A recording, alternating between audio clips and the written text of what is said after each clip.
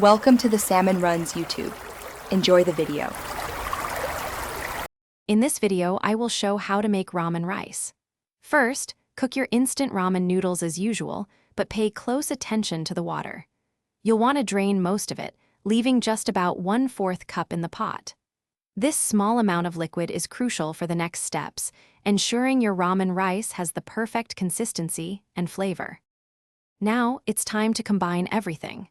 Add your cooked rice directly into the pot with the remaining ramen water and noodles.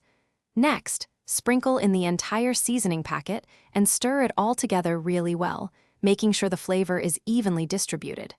Finally, crack an egg right into the mixture and gently fold it in. With all the ingredients combined, place the pot back on medium heat. Cook the mixture for about 2 to 3 minutes, stirring continuously.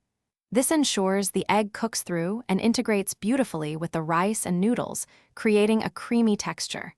Once the egg is fully set, your delicious ramen rice is ready to be served immediately. This ramen rice recipe is incredibly versatile. Feel free to customize it with your favorite toppings like a dash of hot sauce, some shredded cheese, or fresh green onions for extra flavor.